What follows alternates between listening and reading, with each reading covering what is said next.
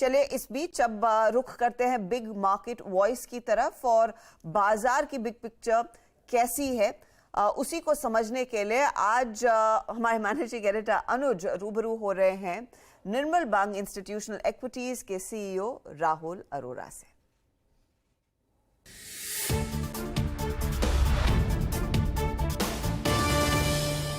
Big market voices में आज हमारे साथ हैं निर्मल बांग इंस्टीट्यूशनल इक्विटीज़ के सीईओ राहुल अरोरा और मेरे काफ़ी अच्छे दोस्त भी हैं राहुल गुड मॉर्निंग।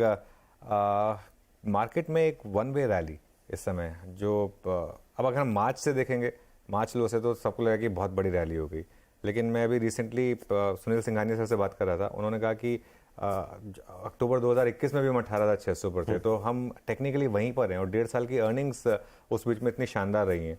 तो आप किस कैंप में हैं? आप मानते हैं कि इन लेवल्स पर अभी भी रिस्क रिवॉर्ड फेवर में है या यहाँ पर थोड़े कॉशियस होंगे आप? Thank you for having me Anuj. और इसका जवाब देने से पहले मैं आपको यह कहना चाहूँगा कि it's amazing to see your physical transformation. I think it's inspiring and your viewers should take a lot of inspiration and heart from it. So thank you. मैंने आपसे ही इंस्पिरेशन ली थी एक्चुअली।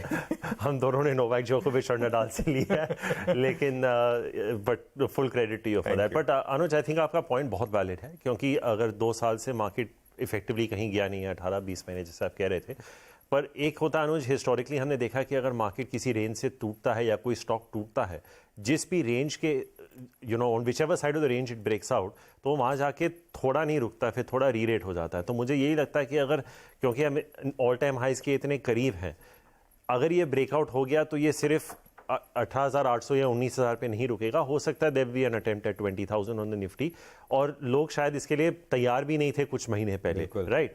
इसमें 2-3 चीज़ें अनुज। आई थिंक सबसे बड़ी चीज़ जो India के लिए हुई है कि क्रूड जो है वो 70-80 के बीच में आराम से फिट हो गया। अभी कुछ ज़्यादा वॉलेटिलिटी क्रूड में नहीं दिखने को मिल रही, और ये हमारे इन्फ्लेशन के लिए बहुत इंपॉर्टेंट है, क्योंकि हमारा जो इन्फ्लेशन है अनुज, वो सप्लाई साइड है, वो डिमांड साइड नहीं है। जैसे यूएस में 50% इन्फ्लेशन हाउसिंग का है, हमारा 50% जो है वो खाने के पदार्थ से है, और उनका तेल से डायरेक्ट संबंध है। तो एक वो है।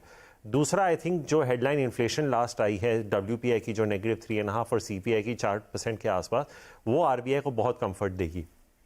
एक ही जोकर इन द पैक है जो यूएस फेड ने पिछले 2-3 दिन में किया है, जहां पे हिंट कर रहे हैं कि शायद 1-2 हाइक और होंगे, और अगर हाइक ना भी हो तो कट शायद अगले 18-24 महीने में ना हो। मेरे को लगता है कि अगर ये कमेंट्री नहीं आई होती तो there was a good chance कि दिवाली तक हम इंडिया में पहला रेट कट देख लेते, राइट। आपकी जीडीपी ग्रोथ 7% आई है, most people are projecting 6% for current fiscal year. उसके चलते अनुज, अगर आप देखें, जर्मनी रिसेशन में चला गया है, न्यूजीलैंड में रिसेशन चालू हो चुकी है, चाइना के डेटा पॉइंट्स इतने वीक आए हैं। तो अगर आप एक फॉरेन इन्वेस्टर हैं जो आप ग्लोबल एलोकेशन कर रहे हैं, तो India definitely is looking like the place to be, because हमारे मैक्रोज काफ़ी शानदार शेप में हैं। जो हम अक्टूबर-नवंबर लास्ट ईयर में बात कर रहे थे कि दुनिया में रिसेशन अब तक आ जाएगी, इंडिया में भी इसका इम्पैक्ट होगा, ग्रोथ 5-5.5% होगी, nothing has played out to that effect. तो आई थिंक ये एक लॉजिक है कि बाजार यहाँ पे क्यों है और 17,000 या 18,000 पे नहीं है।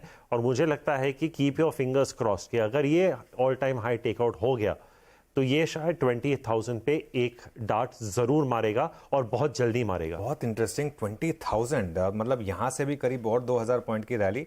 तो इसको लीड कौन करेगा, बैंकिंग या कोई और sector? Anuj, I think one of the biggest contributors could be Reliance, मेरे हिसाब से।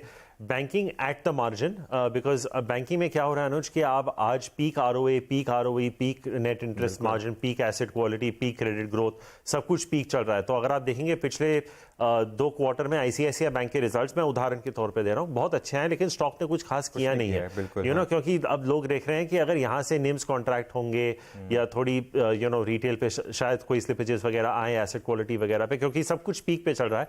तो मुझे लगता है कि एक तो रिलायंस हो सकता है, दूसरा कंज्यूमर हो सकता है, क्योंकि RBI गवर्नर ने भी अपनी स्पीच में कहा था कि रूरल में थोड़ी रिकवरी अब दिख रही है, rabi crop seems to be on track, and by all metrics I think Anuj, अगर मॉनसून 85-90% भी नॉर्मल हो गया ना, विच इज बिलो नॉर्मल, आपके रेजर्वॉयर लेवल जो हैं वो 21 साल के हाई पे हैं। उत्तर प्रदेश को अगर छोड़ दे ना pan India basis, 21% higher than our long term average. So I think अगर थोड़ा 10-15% मिस भी हो गया मॉनसून में तो उतनी कोई दिक्कत की बात नहीं है, मैनेज हो जाएगा फ्रॉम अ क्रॉप पर्सपेक्टिव। तो I think Reliance, FMCG, pharma, and cement. Reliance पर आप क्यों इतना बुलिश हैं? क्योंकि काफी लोगों को परेशान किया रिलायंस ने, कुछ स्टॉक चल ही नहीं रहा है ये। अनुज, आप ये भी याद रखिए कि रिलायंस का एक 10 साल का कंसोलिडेशन था, वहां से ब्रेकआउट होके मल्टी बैगर हो गया था। जैसे लीवर के साथ भी हुआ था। तो थोड़ी देर की कंसोलिडेशन में कोई दिक्कत नहीं है। आई थिंक ये एशियन पेंट्स में भी आपको दिखने को मिलेगा, HDFC बैंक में भी हुआ है। आई थिंक जो कोर बिजनेस है उसके अलावा जो वो एट द मार्जिन कर रहे हैं, आई थिंक बहुत सारे बिजनेस में उनका राइट टू विन है, चाहे वो मीडिया हो, एंटरटेनमेंट हो, टेलीकॉम हो, रिटेल हो, और नंबर सब दिख रहे हैं। आपको याद होगा अनुज, जब 8-10 साल पहले ये इन्वेस्टमेंट्स हो रहे थे तो लोगों को समझ में नहीं आ रहा था कि ये क्यों हो रहे हैं, इसका फ्यूचर क्या होगा। But there is been a demonstrable track record and there is a right to win, क्योंकि आज की डेट में आप या तो मार्केट लीडर हैं या मार्केट लीडर को उस स्पेस में चैलेंज कर रहे हैं, राइट? तो I think even the non oil and gas business, which I think over a period of time EBITDA contribution non oil and gas से बहुत ज्यादा हो जाएगी। तो मुझे लगता है कि यहाँ so it will not be कि रिलायंस यहाँ से डबल हो जाएगा, पर जितना उसका वेट है, अगर वो आपको 15% भी कंपाउंडिंग दे दे तो लोग बहुत खुश होंगे रिलायंस से। फार्मा एक और सेक्टर है जो बहुत अंडर परफॉर्म कर चुका है, कंज्यूमर भी बहुत अंडर परफॉर्म कर चुका है, और यहाँ पे मुझे लगता है कि अर्निंग्स जो हैं आपको पॉजिटिवली सरप्राइज करेंगे। फार्मा में, डोमेस्टिक फार्मा की मैं ज्यादा बात करूंगा, not people that have a global exposure. और जैसे मैंने कमोडिटी प्राइसेस की बात की, अगर जो हाई कॉस्ट इन्वेंट्री जब हम सीमेंट कंपनी से बात करते हैं फर्स्ट क्वार्टर के बाद रिप्लेनिश हो जाएंगी, तो आई थिंक जो बाकी के 9 महीने बचे हैं इस फीसदी में, आपको बहुत पॉजिटिव सरप्राइज मिलेगा। तो ये 3 सेक्टर्स आई थिंक लीड करेंगे along with Reliance. I think if Bank Nifty is at best a market performer तो हमारा काम हो जाएगा। बिल्कुल, बैंक निफ्टी फिर अगर रिलायंस चल जाए और बाकी सेक्टर चल जाए तो बैंक निफ्टी मार्केट परफॉर्म भी करे तो ठीक है। आईटी का जिक्र नहीं किया आपने। आज सुबह सुबह जो खबर आई TCS को लेकर, वो एक बड़ा क्लाइंट, वो डील रिन्यू नहीं हुई, उसका थोड़ा कंसर्न है। लेकिन मिड कैप आईटी में बहुत शानदार मोमेंटम है, एक डायकॉटमी बन गई है, लार्ज कैप में सेलिंग आती है, मिड कैप में बाइंग आती है। तो आई थिंक अनुज, इसमें हमारा हाउस व्यू जो गिरीश कर रहा है कि FY24 में अगर हम देखें जो करंट फीसदी है उसमें, चाहे टॉप लाइन हो चाहे बॉटम लाइन हो, हमारे कवरेज में जितने लार्ज कैप कंपनीज हैं कोई डबल डिजिट आपको प्रॉफिट ग्रोथ भी नहीं देखा। आई थिंक उनकी टॉप लाइन ग्रोथ 3 से 5% है और अर्निंग्स ग्रोथ आई थिंक 6 से 8% के आसपास है। FY25 में क्योंकि यहाँ पे बेस डिप्रेस्ड है, थोड़ा बेटर हो सकता है, लेकिन वो भी चैलेंज हो सकता है क्योंकि अभी तक यूएस का रिसेशन आया नहीं। तो अगर यूएस का रिसेशन आता है in the second half of this year तो FY25 के आंकड़े भी आपको थोड़ा रिवाइज करना पड़ेंगे। जिस कॉन्ट्रैक्ट की आपने बात की, हालांकि वो ऑलमोस्ट 70-80% कंप्लीट हो चुका है, लेकिन ये दर्शाता है कि मूड इतना पॉजिटिव नहीं है। आपने डेफिनेटली ईपैम का देखा होगा जो और बहुत सारे ऐसे हैं, देखिए, क्योंकि जो BFSI कंपनीज हैं या जो भी, इनके लिए डिस्क्रेशनरी स्पेंडिंग हो जाती है जो आपके क्लाइंट्स हैं। तो ये नेसेसरी नहीं है कि कॉन्ट्रैक्ट्स कैंसिल हों, वो डिफर भी हो सकते हैं। तो अगर वो डिफर हो जाए 12-18 महीने तो आपकी करंट ईयर की अर्निंग्स पे ऑब्वियसली इंपैक्ट आएगा जो आपने अज्यूम किया है। मुझे लगता है अनुज, इसको खरीदने का वक्त शायद दिवाली के आसपास होगा। उस वक्त हमें तक आई थिंक अगले 4-5 महीने में हमें पता चल जाएगा अंदाजन के यूएस इकोनॉमी में हो क्या रहा है और क्लाइंट कैंसिलेशंस आ रहे हैं नहीं आ रहे हैं। और मुझे लगता है कि जो अगले क्वार्टर के रिजल्ट्स आ रहे हैं जो जुलाई में, थोड़ी कमेंट्री उस लेवल पे चालू हो जाएगी। तो अभी there is no need to get in a hurry is my sense. There is no need to be massively underweight as well. अगर मार्केट का वेटेज 12-13% है, आप 200-300 बेसिस पॉइंट अंडरवेट रह सकते हैं। लेकिन आई थिंक यहां से अगर आपको 10% और नीचे मिल जाए, you can certainly start nibbling in. आपको अल्फा इतना शायद ना मिले, इसीलिए मैंने इतना जिक्र नहीं किया। ठीक है। सीमेंट में आपकी टॉप पिक्स क्या होंगी? मतलब अंबुजा, ACC तो खैर आपकी प्रेफर्ड पिक्स नहीं है, लेकिन उसके अलावा कुछ और? आई think Anuj, UltraTech is definitely, जिस तरह से कैपेसिटी एक्सपेंशन की बात हो रही है, I think UltraTech will definitely be one. Mid cap से I think Dalmia cement. Again हमारा बेसलाइन अजम्पशन यह है अनुज के मोस्टली सीमेंट कंपनीज की वॉल्यूम ग्रोथ अगले 2 साल 8 से 12% होगी। और क्योंकि petcoke, coking coal, crude prices काफी कम हो गए हैं, ये काफी सारे कंपनीज हैं जो एबिटा पर मेट्रिक टन आपको 1000 से 1500 के बीच में चले जाएंगे, जो आज की डेट में नहीं है। I think broadly cement companies are between 700 and 1100।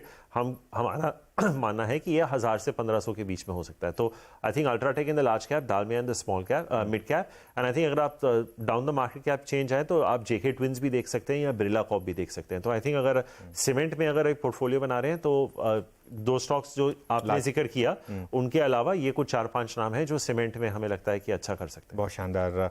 Pharma में सॉरी नाम मिस हो गए थे, फार्मा में कहाँ बुलिश? फार्मा में अनुज जैसे मैंने कहा, या तो आप एक बहुत ही बेहतरीन हाइब्रिड मॉडल ढूंढिए यूएस और डोमेस्टिक के बीच, जैसे सन फार्मा है, या फिर आप फिर डोमेस्टिक फोकस ही रखें, क्योंकि सन का स्पेशलिटी पोर्टफोलियो बहुत अच्छा है।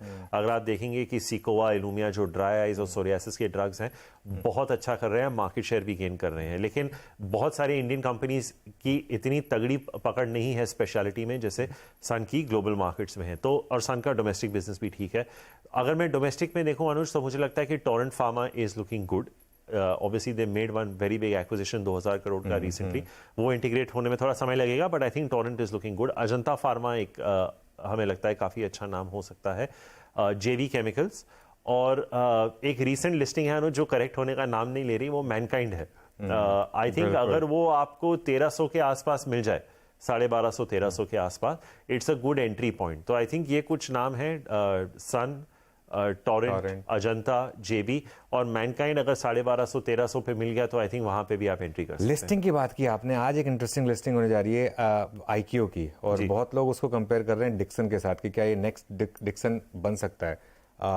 यहाँ पर आपका क्या व्यू होगा? 400 के करीब लिस्टिंग लिस्ट हो चुका, लिस्ट हो चुका 400 के करीब। ओके, तो आई थिंक अनुज ये एग्जैक्टली डिक्सन से कंपेयर नहीं हो सकता, क्योंकि Dixon serves a lot more industries और उनका बैंडविड्थ बहुत ज़्यादा है। लेकिन ये कंपनी इंटरेस्टिंग इसलिए है क्योंकि ये ओडीएम प्लेयर है, पहले तो लाइटिंग में है, प्रीमियम लाइटिंग में है। अब आप कह सकते हैं कि lighting can be a commodity player, वो मैं समझता हूँ, वर्किंग कैपिटल के थोड़े इश्यूज होंगे, बट आप इसका रिटर्न ऑन कैपिटल एम्प्लॉयड देखिए 32%, return on equity is close to 40%। Margins देखिए, gross margins are the highest in comparable peers, EBITDA margins कुछ 22-23% हैं। और अगर आप 9 महीने के नंबर्स को एनुअलाइज करें तो ये साल का जो FY23 का जो वैल्यूएशन बनता है पी पे, वो करीबन 34-35 टाइम से बनता है। तो अगर ये 2 साल 25% ग्रो कर ले अनुज, तो फिर आपकी valuation in the low 20s आ जाती है। तो आई वोंट बी सरप्राइज अगर ये स्टॉक ये साल डबल हो जाए, ये साल के एंड से पहले ही डबल हो जाए, क्योंकि हमें डिक्सन का अनुभव है और क्या हुआ था। आई थिंक 3000 का स्टॉक कुछ 20-25 हज़ार रुपए हो गया था, but I would not compare it like to like Anuj, because Dixon is doing a lot more, you know, washing machine, refrigerators, mobile phone, set top boxes, बहुत बड़ा है। डिक्सन को तो एक ज़माने में you know used to call it the Foxconn of India, और obviously because predominantly converter था तो उसके EBITDA margins low single digits में होते थे, पर डिक्सन को वैल्यूएशन रिटर्न रेशियोज पे मिलता था अनुज, और टॉप लाइन ग्रोथ पे ये कंपनी में वो क्षमता है कि वो बहुत अच्छा करे। मार्केट में आइडियाज की कमी बहुत है अनुज, बिल्कुल बिल्कुल, बहुत तंगी है आइडियाज की। मैं आपको कहता हूँ, जब मैं हम फंड मैनेजर्स की बात पैसा करते बहुत हैं, है और एग्जैक्टली तो ऐसे इश्यूज जो है ना बहुत अच्छे कर जाएंगे। मैं लोगों को अक्सर कहता हूँ कि अगर आज वेस्ट लाइफ भी लिस्ट करता ना तो डबल या ट्रिपल हो मैं जाता। एक्चुअली मेरा लास्ट सवाल वेस्ट लाइफ पर ही था, क्योंकि मैं आपको लास्ट के लिए रिजर्व कर रहा था। एक क्या डिफरेंट कर रहा है जो क्यूएसआर बाकी क्यूएसआर नहीं कर पा रहा है? क्योंकि बाकी क्यूएसआर में इतनी बड़ी करेक्शन हुई, ये स्टॉक लगातार लाइफ टाइम हाईज लगा रहा है। इस पे अनुज मैं आपके साथ आधे घंटे, एक्चुअली मैंने सुरभि के साथ रिसेंटली एक शो किया था बिल्कुल वेस्ट लाइफ पे, और हमने कुछ 20 मिनट इस पे चर्चा की थी, पर मैं आपको 3-4 बेसिक पॉइंट्स दे देता हूँ। ये एक ऐसी कंपनी अनुज जो रिटर्न ऑन इक्विटी और कैपिटल एम्प्लॉयड करने वाली है, वो है जो जुबिलेंट 10 साल पहले करता था, और ये डाइन इन बिजनेस है अनुज, राइट। तो अगर ये 35-40% रिटर्न ऑन इक्विटी और कैपिटल एम्प्लॉयड बिजनेस बन जाए तो इसको वही मल्टीपल्स मिलेंगे जो जुबिलेंट को मिलते थे अगर मार्केट तेजी के मूड में है। तो ये 55-60 का मल्टीपल सस्टेन कर जाएगा अगर मूड अच्छा है। इसमें सबसे अच्छी बात अनुज ये है कि इसने ना तो दूसरे कंट्रीज में जहाँ पे रिस्क है वहाँ पे एंटर किया है, उनके काफ़ी कंपेटिटर्स ने नेपाल, बांग्लादेश, टर्की, श्रीलंका वगैरह में जहां इकोनॉमिक चैलेंजेस हैं वहां पे इंडोनेशिया वगैरह में एंटर किया है, तो वो इन्होंने नहीं किया। दूसरा, इन्होंने अपने प्रोडक्ट को प्रीमियमाइज किया है, वो दूसरे प्रोडक्ट्स में जैसे चाइनीज बिरयानी वगैरह किसी चीज में नहीं गए। जो समझ में आता है वही करो और उसको प्रीमियमाइज करो। एक ही डाइवर्सिफिकेशन की है बेवरेजेस में, कॉफी में, और उसका gross margin system wide gross margin के 10-15% हायर है। तो ये बंदा जो है वो मार्जिन सोच रहा है, return on equity, return on capital employed सोच रहा है। और सबसे बड़ी बात अनुज, इसके जो स्टोर ओपनिंग्स है ना, ये किसी रॉयल्टी बेनिफिट से लिंक नहीं है। आप सारे जो रिसेंटली लिस्टेड पिछले 2-2.5 साल में देखेंगे, अगर इंडिया थोड़ा बहुत स्लो डाउन हो गया तो उन कंपनियों को स्टोर्स ओपन करने ही रहेंगे, क्योंकि उनका जो मास्टर फ्रेंचाइज एग्रीमेंट है उनको रॉयल्टी बेनिफिट्स मिलते हैं। इसमें इसकी कोई दिक्कत नहीं है। तो आई थिंक बहुत सारी चीज़ें और भी चीज़ें हैं, बट ये ब्रॉडली यही थॉट है। और सबसे इंपॉर्टेंट बात अनुज कि प्रमोटर्स के पास 55% है, पूरी फैमिली इसी बिजनेस में इन्वेस्टेड है। तो ऐसे कोई की मैन रिस्क नहीं है। जैसे जुबिलेंट में जब प्रतीक पोटा साहब ने छोड़ा था तो बहुत लोगों को लगा था कि अब क्या होगा, तो ऐसे कोई की मैन रिस्क वैसे है नहीं, क्योंकि पूरी फैमिली इसमें इन्वेस्टेड है। तो कुछ सॉफ्ट पॉइंट्स हैं, कुछ हार्ड पॉइंट्स हैं, बट ब्रॉडली आई थिंक कि अगर यहाँ से भी कोई स्टॉक, अगर आपका 3-4 साल का व्यू है, तो मुझे लगता है कि हो सकता है कि वेस्ट लाइफ यहाँ से भी आपको डबलर मिले, 1500-1600 आराम से हो सकता है। ओके, तो राहुल आपको ज़्यादा खुशी किस चीज़ की है, Westlife all time high पर होने की या डोकोविच का नंबर 23 होने की? सबसे ज़्यादा खुशी अनुज ये है कि आप फिट हैं, लेकिन obviously he is not the greatest of all time, because Margaret court का एक और उनको कैप्चर करना है, बट ऑब्वियसली मेंस टेनिस में। बट आई थिंक अनुज कभी कभार, क्योंकि फेडरर, नडाल और जोकोविच का इम्पैक्ट इतना रहा है, यू नो सबके अलग अलग पसंदीदा होते हैं, बट आई थिंक बचपन से हम किसी को देख के, but I think they are all the 3 greatest sportsman of our generation. I think it would be unfair to pick one of the lot. मेरा एक बायस रहता है, क्योंकि मैं उनको फॉलो करके बड़ा हुआ हूँ पिछले 10-12 साल में। बहुत सारी चीज़ें उन्होंने जो की हैं, मैंने अपने पर्सनल लाइफ में उससे सीख लेने की कोशिश की है, तो ऑब्वियसली एक थोड़ा झुकाव रहता है। But I think we are just blessed कि हम एक ऐसे एरा में थे जहां पे जोकोविच, नडाल, फेडरर तीनों ने मतलब इतना जॉय हम सबको दिया है। एब्सोल्युटली, शायद हमारी लाइफ टाइम में दूसरा ऐसा एरा ना आए। लेकिन राहुल बहुत बहुत शुक्रिया आज हमारे साथ जुड़ने के लिए, थैंक यू सो मच करने के लिए, और thank you so much for the kind words, और मुझे और मोटिवेट करने के लिए। चलिए, तो ये बात हुई आज बिग मार्केट वॉइसेस में राहुल अरोड़ा के साथ। अब चलते हैं नीरज जी के पास और सौंप देते हैं उनको बागडोर ट्रेडर्स हॉटलाइन के लिए। जी हाँ, बिल्कुल शुक्रिया अनुज। और डेफिनेटली एक तरफ बर्गर से आप वेल्थ बनाइए और दूसरी तरफ आप फिटनेस ज़रूर रखिए, जैसे कि अनुज ने बनाई है। तो बात हो रही थी वेस्ट लाइफ डेवलपमेंट की, जो मैकडी के नाम से बर्गर आप खाते होंगे। ज़बरदस्त परफॉर्मेंस स्टॉक ने दिखाया है। ये देखिए 835 रुपये एक साल के अंदर मैं देख रहा था, 70% की रैली इसमें बनी, और यहाँ से भी डबल हो सकता है, ऐसा राहुल को लगता है। तो डेफिनेटली बहुत इंटरेस्टिंग स्टोरी है कंजम्पशन की भारत में।